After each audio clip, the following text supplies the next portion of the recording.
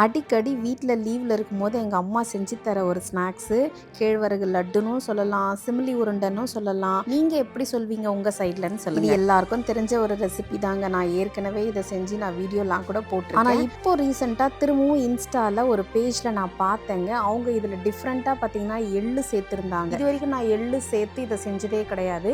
சரி எப்படி தான் இருக்குது ட்ரை பண்ணி பார்ப்போம் அப்படின்னு கொஞ்சமாக எள்ளு சேர்த்து ட்ரை பண்ணி பார்த்தேன். உண்மையிலேயே டேஸ்ட்டு வேறு லெவலாக இருந்துச்சு. சில நேரத்தில் ஒரு சிலருக்கு எள்ளு சேராதுன்னு சொல்லுவாங்க, அதனாலேயே ஒரு சிலர் இதை தவிர்த்துருவாங்க. இது ஒரு சரியான டைம் பாஸ் ஸ்நாக்ஸுங்க. எல்லாருக்கும் பிடிக்குமா அப்படிங்கிறதும் கொஞ்சம் டவுட் தான். அந்த கருப்பாக இருந்தாலே ஒரு சிலர்லாம் அவாய்ட் பண்ணிருவாங்க. பார்க்க கருப்பாக இருக்குது, கொஞ்சம் பிசு பிசுன்னு இருக்குது, எனக்கு வேணாம் அப்படின்னு. அதுலேயும் ஒரு சில குட்டீஸ் இருக்குங்க பார்த்தீங்களா, அவங்களுக்குலாம் இந்த நல்லதெல்லாம் ஆகவே ஆகாது, இறங்கவே இறங்க. இந்த மாதிரி ஒரு படத்தை போட்டுட்டு உட்காந்து இந்த பாட்டிலை திறந்தோன்னு வச்சுக்கோங்களேன், எப்படி காலியாகுதுன்னே தெரியாதுங்க. ரொம்ப டெம்டிங்காக இருக்கும், ஒன்னோட நிறுத்தவே முடியாது.